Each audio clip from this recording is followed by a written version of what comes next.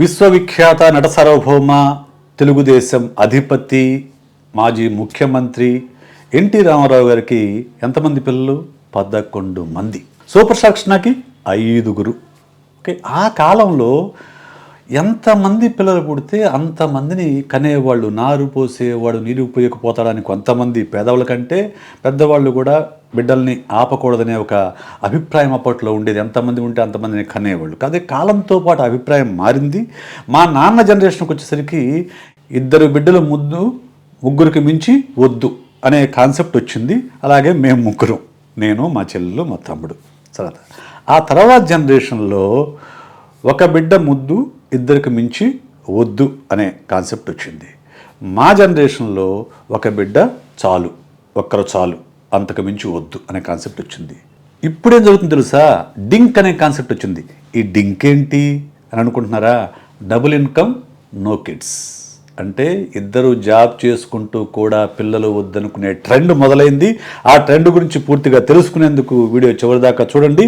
ఇప్పటి వరకు మన ఛానల్ కనుక సబ్స్క్రైబ్ చేయకపోతే ఏమాత్రం ఆలస్యం చేయకుండా వెంటనే సబ్స్క్రైబ్ కూడా చేయండి.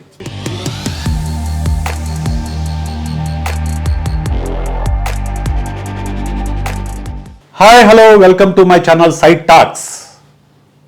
సమకాలీన అంశాలపైన, సమకాలీన ట్రెండ్స్ పైన సైకలాజికల్ అనాలిసిస్ అందిస్తున్న ఛానల్ సైట్ టాక్స్. ఈరోజు నేను మాట్లాడుతున్న అంశం మీ దృష్టికి వచ్చి ఉండొచ్చు, వచ్చి ఉండకపోవచ్చు కూడా. అదేంటంటే DINK, double income no kids. అదేంటి సార్, డబుల్ ఇన్కమ్ ఉన్నప్పుడు కిడ్స్ వద్దు ఎందుకు అనుకుంటున్నారు? మామూలుగా ఇప్పుడు పిల్లలు కనేవాళ్ళ సంఖ్య తగ్గింది. ఎందుకంటే ఇంతకు ముందులాగా డజన్ మంది కండం లేదు. ఒకళ్ళు లేకుంటే 2కి మించి అయితే ఎవరు ఈ కాలంలో అయితే పిల్లల్ని కనడం లేదు. కానీ కొత్తగా మనం ఏంటంటే అసలు పిల్లలు వద్దనుకుంటున్నారు.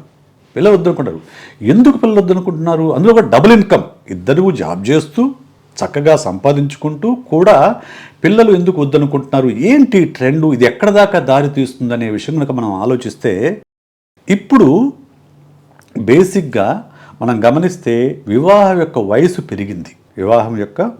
అంటే ఇంతకుముందు మా తాత కాలంలో అయితే 15 ఏళ్ళకి పెళ్లి చేసేవాళ్ళు. ఓకే, మా నాన్నల కాలంలో 18 ఏళ్ళకి పెళ్లి చేశారు. మా కాలంలో 21 ఏళ్ళకి పెళ్లి చేసుకున్నారు.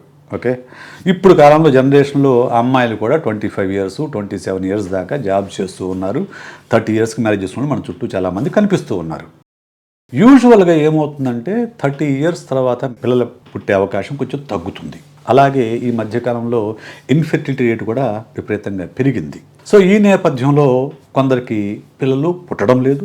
అందువల్లనే మనకి ఫెర్టిలిటీ సెంటర్స్ విపరీతంగా కనిపిస్తూ ఉన్నాయి. పిల్లలు పుట్టకపోవడం వల్ల వద్దనుకునే వాళ్ళ గురించి మనం వాళ్ళని తప్పు పట్టలేము. ఎవరిని తప్పడాల్సి వస్తుంది, వాళ్ళు అసలు తప్పు పట్టలేము. ఎందుకంటే వాళ్ళు ప్రయత్నాలు చేసినా పిల్లలు పుట్టలేదు. అయితే కొంతమంది కాన్షియస్గా పిల్లలు వద్దు అనుకుంటున్నారు. అటువంటి వాళ్ళు నాకు తెలిసిన వాళ్ళు కూడా కొంతమంది నా ఫ్రెండ్స్లో కూడా ఉన్నారు. ఎందుకు వద్దు అనుకుంటున్నారు అంటే, పిల్లల్ని పెంచడం బాగా బాధ్యత కూడుకున్న పని, అంత రెస్పాన్సిబిలిటీ నేను మొయ్యలేను, అది నా వల్ల కాయే పని కాదు అని చెప్పిన ఫ్రెండ్స్ నాకు ఉన్నారు. సో అదేంటి మరి పిల్లలు లేకుండా ఎలా మరి రేపు భవిష్యత్తులో కేర్ తీసుకుంటే ఇప్పుడు దాని గురించి ఏమని చెప్పి ఈరోజు నుంచి మేము సేవ్ చేసుకున్నామంటే ఓల్డేజ్ హోమ్లో చేరతాము. 2 చక్కగా ఈరోజు డబ్బులు కడితే చక్కగా కలుసుకునే ఓల్డేజ్ హోమ్స్ ఉన్నాయి. దాని గురించి ఎందుకు వరి అవ్వాలి? భవిష్యత్తులో ఓల్డేజ్లో ఎవరు చూస్తాను, ఇప్పుడు పిల్లలందుకు మేము ఇబ్బంది పడాలని చెప్పిన వాళ్ళు నాకు ఫ్రెండ్స్లో ఉన్నారు. సో నిజంగా అదేనా రీజను? ఇంకా వేరే రీజన్స్ ఏమైనా ఉన్నాయా అనే విషయం కనుక మనం పరిశీలిస్తే, బేసిక్గా ఇప్పుడు ఇంతకు ముందులాగా బాధ్యతలు తీసుకోవడానికి ఈ జనరేషన్ పెద్ద సిద్ధంగా లేదు. ఈ జనరేషన్ మొత్తం కూడా సెల్ఫ్ సాటిస్ఫాక్షను, నేను జీవితాన్ని ఎంజాయ్ చేయాలనే ఆలోచనలో ముందుకు సాగుతూ ఉన్నారు. అంటే జనరేషన్ ఆల్ఫా ఇంకా రాలేదు. 2010 తర్వాత పుట్టిన జనరేషన్ ఆల్ఫా అంటారు. 2010 ముందు 1995 నుంచి 2010 జనరేషన్ జెడ్ అంటారు. Generation G or Z. Generation వాళ్ళు పూర్తిగా ఫ్రీడమ్తో ఉండాలని కోరుకుంటున్నారు. వాళ్ళు ఎలాంటి ఫ్రీడమ్ అంటే, నేను ప్రపంచం మొత్తం తిరగాలి, బాగా సంపాదించుకోవాలి, భార్యాభర్తలతో కలిసి మంచి లగ్జరియస్ విల్లా కొనుక్కోవాలి, మంచి కారు కొనుక్కోవాలి, ఆ కారులో రెగ్యులర్గా వీకెండ్ టూర్స్ వెళ్ళాలి, సంవత్సరానికి ఒకసారి నేను విదేశాలకు వెళ్ళాలి. సో దీనికోసం నేను డబ్బు సంపాదించుకోవాలి, కూడబెట్టుకోవాలి. సో నేను జీవితాన్ని ఎంజాయ్ చేయాలి. ఈ యాటిట్యూడ్ ఈ జనరేషన్లో విపరీతంగా పెరిగింది. పెరగడం వల్ల ఏమవుతుంది, వీటన్నిటికి కూడా పిల్లలు అడ్డమవుతారు. పిల్లలు కనుక పుడితే ఇవన్నీ మనం చేయలేము, ఎందుకంటే వాళ్ళకు బాధ్యత అనే ఉద్దేశంతో కొంతమంది వద్దు అనుకుంటున్నారు.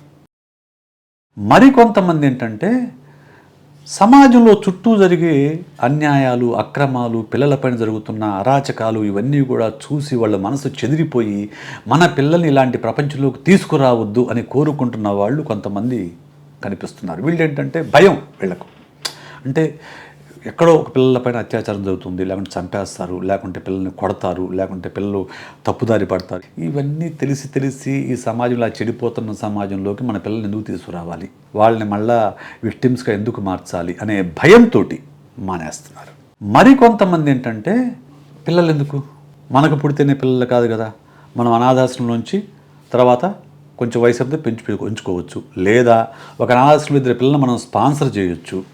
ఓకే, ఇలాగా అంటే పిల్లల ద్వారానే గ్రాటిఫికేషన్ అనే ఉద్దేశంతో కాకుండా వాళ్ళకి ఆ సంతృప్తిని వేరే మార్గంలో పొందుదాము, వేరే అనాథ పిల్లలకు సహాయం చేద్దాము అనే ఉద్దేశంతో కూడా సో కొంతమంది పిల్లలు వద్దనుకుంటున్నారు.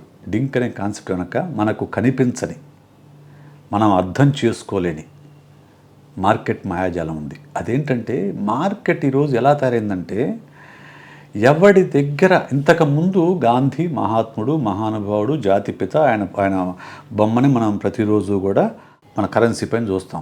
ఆయన దగ్గర కోట్ల రూపాయలు ఉన్నాయా, 100 కోట్లు ఉన్నాయా, 1000 కోట్లు ఉన్నాయా, లేవు కదా. మొన్న ఈ మధ్య మనకు అబ్దుల్ కలాం గారు ఉన్నారు, చనిపోయేటప్పుడు ఆయన బ్యాంక్ అకౌంట్ లక్షల్లో ఉంది తప్ప కోట్లు లేదు, కానీ ఆయన మనం గొప్ప వ్యక్తిగా కీర్తిస్తాం. ఓకే, అందరూ కూడా గౌరవిస్తాం, రైట్. కానీ ఇప్పుడేమైందంటే ఇటువంటి ఒక వాల్యూ సిస్టమ్కి లేకుంటే ఒక సిద్ధాంతానికి కట్టుబడి ఫైట్ చేసే వాళ్ళకంటే కూడా ఎవరైతే డబ్బు సంపాదించారో, ఎవరైతే లగ్జరీస్గా బతుకుతున్నారో, ఎవరైతే ఫారిన్ ట్రిప్పులు వేస్తున్నారో, ఎవరైతే విలాసవంతమైన జీవితం గడుపుతున్నారో వాళ్ళనే హీరోలుగా చూపించడం అనేది మీడియా చూపించడం మొదలైంది. మనం కనుక ఈ రోజు కనుక యూట్యూబ్లో కనుక మనం చూసుకుంటే మనకు చూపించేది ఎవరు, సినిమా వాళ్ళు, టీవీలో వాళ్ళు, లేకుంటే సోషల్ మీడియా సెలబ్రిటీస్. వీళ్ళందరూ కూడా లగ్జరియస్ లైఫ్ లీడ్ చేస్తున్న వాళ్ళు మనం ఎక్కువగా ప్రొజెక్ట్ చేస్తున్నారు. దాంతో చాలామంది మనసుల్లో తెలియకుండానే మనం కూడా లగ్జరియస్ లైఫ్ లీడ్ చేయాలనే ఆలోచన వాళ్ళ మనసులో పడుతుంది. ఆ లగ్జరీస్కి పిల్లల పెంపకం అనేది అడ్డుగా మారుతుంది. ఎందుకంటే పిల్లల పెంపకం అనేది కేవలం బాధ్యత మాత్రమే కాదు, ఫైనాన్షియల్గా కూడా చాలా బరువుతో కూడుకున్న విషయం, ఎస్పెషల్లీ ఈ రోజుల్లో. ఎందుకంటే ఒక చిన్న సమస్య వచ్చినా కానీ ఇంతకు ముందులాగా అదే తగ్గిపోతుందిలే అని ఆగిపోయే పరిస్థితులు లేవు. చిన్న ఆరోగ్య సమస్య వచ్చినా కానీ కార్పొరేట్ హాస్పిటల్ వెళ్తున్నారు. కార్పొరేట్ హాస్పిటల్ వెళ్ళారు అని అంటే మాత్రం ఖచ్చితంగా లక్షల్లో ఖర్చు అవుతుంది. ఇక స్కూళ్ళ సంగతి చెప్పాల్సిన అవసరం లేదు. ఈరోజు మినిమం ఎల్కేజీకి ₹1,00,000 నుంచి 5-6 లక్షల రూపాయల వరకు స్పెండ్ చేస్తున్నారు, ఎస్పెషల్లీ ఈ డబుల్ ఇన్కమ్ గ్రూప్ వాళ్ళు. సో ఇదంతా కూడా లెక్కలేసుకొని ఈ పిల్లల పెంపకం అనేది లక్షలతో కూడుకున్న విషయం. దాదాపు ఒక అనధికారిక లెక్క ప్రకారం అయితే ఒక మంచి కార్పొరేట్ స్కూల్ చదివించాలంటే మినిమం ₹50 లక్షల పిల్లలపైన ఖర్చు పెట్టాలి. అంత డబ్బు ఎందుకు పిల్లలపైన ఖర్చు పెట్టడం, అదే మనం బ్యాంకులో వేసుకుంటే హ్యాపీగా ఉంటుంది అనే ఒక కాన్సెప్ట్ అయితే అది కూడా కొంతమంది ఈ డబుల్ ఇన్కమ్ గ్రూప్కి కారణం. అయితే ఇంకో కారణం అంటే ఇండివిజువలిజం. ఇంతకు ముందులాగా కంబైన్డ్ ఫ్యామిలీస్ లేవు, న్యూక్లియర్ ఫ్యామిలీస్ పెరిగిపోయాయి. ఇప్పుడు న్యూక్లియర్ ఫ్యామిలీస్లో కూడా 2 people 3 bedroom కాన్సెప్ట్లు కూడా పెరిగాయి. ఇదేంటి అని మీరు అనుకోవచ్చు. ఒకే జంట ఉంటారు, 3 bedrooms ఉంటాయి. నీ బెడ్రూము, నా బెడ్రూము, మన బెడ్రూము. అర్థమైంది అనుకుంటాను మీకు. నీ బెడ్రూమ్, నా బెడ్రూమ్, మన బెడ్రూమ్. అంటే నా స్పేస్లోకి నువ్వు రావద్దు, నీ స్పేస్లోకి నేను రాను అనుకునేటువంటి జంటలో ఉన్నారు, ఓపెన్ రిలేషన్షిప్లో జంటలో ఉన్నారు. సో మన ఇండివిజువాలిటీకి, మన ఇండివిజువల్ ఫ్రీడమ్కి ఈ పిల్లలు అనేది ఒక బాధ్యత, ఒక భారంగా మారుతుందని అల్ట్రా మోడర్న్ ట్రెండ్తో కూడా పిల్లలు వద్దనుకుంటున్న వాళ్ళు మన చుట్టూ ఉన్నారు. ఇక కొంతమంది జెండర్ రోల్స్ మారిపోతున్నాయి, లేడీస్ కూడా నైట్ 10 దాకా 1 దాకా పనిచేసే పరిస్థితులు ఉన్నాయి. ఈ నేపథ్యంలో కొంతమందికి రిప్రొడక్టివ్ ప్రాబ్లమ్స్ వల్ల కూడా పిల్లల్ని వద్దనుకుంటున్న వాళ్ళు ఉన్నారు. ఇలా రకరకాల కారణాలతో పిల్లలు వద్దనుకుంటున్న ఈ డబుల్ ఇన్కమ్, నో కిడ్స్ అనే ట్రెండ్ ఈ జనరేషన్లో కొంచెం పెరుగుతుంది. ఇది కొంచెం ఆందోళన కలిగించే అంశమే. ఎందుకు ఆందోళన అంటే, ఒక జీవికి జీవితానికి అర్థం పరమార్థం జీవించడము, తర్వాత జీవనాన్ని కొనసాగించటం. అంటే ఈ జీవితాన్ని కొనసాగించడం. ఎలా కొనసాగిస్తాం మనం జీవితాన్ని? మనం ఏం చిరంజీవులం కాదు వందల తరాలు బతకడానికి. మనము నెక్స్ట్ జనరేషన్ ద్వారా మన లెగసీని కొనసాగిస్తాం. ఇప్పుడు అది పోతుంది. వయసులో ఉన్నప్పుడు బాగానే ఉంటుంది. కొంచెం వయసు పెరిగిన తర్వాత, ఇద్దరు పార్ట్నర్స్ వాళ్ళు చనిపోయిన తర్వాత ఎవరు పలకరించేవాళ్ళు లేక లోన్లీనెస్కి వెళ్ళిపోయే పరిస్థితులు భయంకరంగా ఏర్పడతాయి. సో ఈ మధ్యకాలంలో ఒక ఆయన దగ్గర 75 years ఉన్న పెద్ద ఆయన ఒక ఆయన వచ్చాడు నా కౌన్సిలింగ్ కోసం.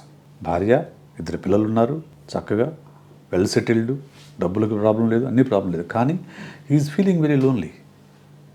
నాకు కావాల్సిన ప్రేమ, గౌరవం నాకు దక్కట్లేదనే బాధ అతనితో నాకు కౌన్సిలింగ్కి వచ్చాడు. ఇలాంటి సమస్యలు ఈ డింక్ ఫ్యామిలీస్లో పెరిగే అవకాశాలు ఎక్కువగా ఉంటాయి. ఎందుకంటే వాళ్ళకు ఆ సపోర్ట్ సిస్టమ్ అనేది లేకుండా పోవడం. మరోవైపు ఏమవుతుందంటే, ఇప్పుడు వయసులో ఉన్నప్పుడు కొంచెం ఏముందిలే ఈ పిల్లలు లేకపోతే ఏమవుతుంది అనుకుంటారు. కానీ ఒక వయసు పెరిగిన తర్వాత రిగ్రెట్ ఫీలింగ్ వస్తుంది. ఆ రోజు తప్పు చేసాం మనము, ఆ రోజు కని ఉంటే బాగుండేది, పిల్లలు ఏదో తప్పు చేసామని రిగ్రెట్ ఫీలింగ్ వచ్చిందంటే అది మనసుని కాల్ చేస్తూ ఉంటుంది. మరోవైపు పాజిటివ్ ఇంపాక్ట్ లేవా అంటే పాజిటివ్ ఇంపాక్ట్ ఉంది. అంటే నేను ఈ మాట చెప్తే నా మీద విరుచుకు పడతారు. కానీ యూజువల్గా తరానికి కూడా పిల్లల పెళ్లి పట్ల, పిల్లల పట్ల, సొసైటీ పట్ల అభిప్రాయాలు, యాటిట్యూడ్స్ మారిపోతూ ఉంటాయి. డజన్ మంది పిల్లలు కన్నా రోజుల నుంచి, ఒక బిడ్డ ఉంటే చాలనుకున్న రోజుల నుంచి ఇప్పుడు మనం అసలు బిడ్డలో దానికి రోజులకు వచ్చేసాం. అది మారుతున్న ట్రెండ్గా మనం భావించాలి. దానివల్ల ఏమవుతుందంటే ప్రతి మనిషికి కూడా ఒక అటానమీ, ఫ్రీడమ్ ఏర్పడుతుంది. వాళ్ళ జీవితాన్ని వాళ్ళకి నచ్చినట్లుగా బతికే అవకాశం ఏర్పడుతుంది. ఇంకొకటి, ఇప్పుడు డబుల్ ఇన్కమ్ అన్నప్పుడు ఫైనాన్షియల్గా సౌండ్ పార్టీగా ఉంటారు. ఫైనాన్షియల్ ఇద్దరు కూడా బాగా సంపాదించుకుంటున్నారు. దానికి తగ్గట్టుగా ఫైనాన్షియల్ సెక్యూరిటీ కనుక ఏర్పాటు చేసుకుంటే వృద్ధాప్యంలో కూడా వాళ్ళు చక్కగా వాళ్ళ వృద్ధాప్యాన్ని స్పెండ్ చేసే అవకాశాలు కూడా ఈ రోజుల్లో పెరిగాయి. ఇంతకు ముందులాగా పిల్లలు చూస్తేనే బతికే పరిస్థితులు లేవు. ఈరోజు చక్కగా ఒక 30,000 రూపాయలు స్పెండ్ చేస్తే మీకు నెలకు 30,000 ఇవ్వగలిగితే ఏసీ రూమ్లో పెట్టి వండి పెట్టి వైద్యం చేయించుకునే ఓల్డేజ్ హోమ్లు మన హైదరాబాద్లోనే 1 డజన్ దాకా ఉన్నాయి. మూడోది పర్సనల్ గ్రోత్. వాళ్ళు కెరీరిజం బాగా పెరిగిపోయింది. అంటే ఈ జంటల్లో ఏంటంటే ఎదగాలి ఎదగాలి ఎదగాలి ఎదగాలి ఎదగాలి ఎదగాలి, దానికేమీ అంతు పొంతు ఉండదన్నమాట. ఇంకా ఇక్కడ నుంచి ₹1,00,000 నుంచి 2 లక్షలు, 2 లక్షలు, 3 లక్షలు, 3 లక్షలు, 5 లక్షలు, ఇట్లాగా శాలరీ పెరుగుతూ ఉండాలి. నేను విదేశాలకు వెళ్తూ ఉండాలి, అమెరికా వెళ్ళాలి, కెనడా వెళ్ళాలి, లేకుంటే జర్మనీ వెళ్ళాలి, జపాన్ వెళ్ళాలి, ఇట్లా ప్రయాణం చేస్తూ ఉండాలి. కెరీరిజం అనేది పెరిగిపోయింది. ఈ కెరీరిజంలో పడినప్పుడు ఏమవుతుంది, ఆటోమేటిక్గా ఇద్దరు ఒకే చోట ఉండే అవకాశాలు తగ్గుతాయి. దానివల్ల కూడా పిల్లలు పుట్టకపోవచ్చు. బట్ కెరీర్లో అయితే వాళ్ళు చాలా ముందుకు వెళ్ళిపోతూ ఉన్నారు. ఇవన్నీ కొన్ని పాజిటివ్స్ ఉన్నాయి, కొన్ని నెగిటివ్స్ ఉన్నాయి. అయితే ఎవరిని మనం జడ్జ్ చేయలేం. ఇదేమీ మొత్తం సమాజం మొత్తము, దేశం మొత్తము డింక్ వైపుగా ప్రయాణిస్తుందని మనం చెప్పలేము. ఎందుకంటే మన సొసైటీ ఇప్పటికీ కూడా పురాతన భావజాలంతోనే బతుకుతూ ఉంది. ఇప్పటికి కూడా పెళ్ళిళ్ళు జరుగుతాయి, ఇప్పటికి కూడా పిల్లల్ని కంటారు, ఏం బయలేదు. కాకపోతే కొంతమంది అల్ట్రా మోడర్న్గా ఉండేవాళ్ళు, కొంచెం ఈ కన్జ్యూమరిజం వైపు, లేకుంటే మార్కెట్ మాయాజానికి లోనైన వాళ్ళు. ఎందుకంటే ఈ డింక్లో ఉన్నప్పుడే వాళ్ళు ఎక్కువ ఖర్చు పెట్టగలరు. ప్రయాణాలపైన కానివ్వండి, వస్తువులపైన కానివ్వండి, విలాసాలపైన కానివ్వండి, క్లబ్బులకైనా కానివ్వండి, పబ్బులకు కానీ ఖర్చు పెట్టగలరు. సో అటువంటి దాన్ని ఎంకరేజ్ చేసే సంస్కృతి కూడా మనకు వస్తూ ఉంది. సో అయితే ఇది ఇంకా పెద్దగా ప్రాచుర్యంలో రాదు కానీ బట్ ఉంది. హైదరాబాద్లో నాకు తెలిసిన వాళ్ళు కూడా 2-3 జంటలు ఉన్నారు. ఇంకా చెప్పాలంటే అసలు పెళ్లి చేసుకునే వాళ్ళు కూడా ఉన్నారు, అటు అబ్బాయిలు ఇటు అమ్మాయిలు. దాని గురించి మరొక వీడియోలో మాట్లాడుకుందాం. అసలు ఎందుకు పెళ్ళిళ్ళు చేసుకోవట్లేదు, పెళ్ళి చేసుకోవట్లేదా, కాకుంటే ఇంటెన్షనల్గా పెళ్లి చేసుకునే విషయం మరో వీడియో మాట్లాడుకుందాము. ప్రస్తుతానికైతే ఈ డింక్ అనే కాన్సెప్ట్ గురించి, ఇది డబుల్ ఇన్కమ్, నో కిడ్స్ అనుకునే వాళ్ళు ఇలా ఉన్నారు. సో ఈ వీడియో మీకు నచ్చినట్లయితే లైక్ చేయండి, షేర్ చేయండి, సబ్స్క్రైబ్ చేయండి. అలాగే మీ అభిప్రాయాన్ని మీ కామెంట్ రూపంలో నాకు చెప్పండి. మరో వీడియోతో మీ ముందుకు వస్తాను. నేను మీ సైకాలజిస్ట్ విశేష్.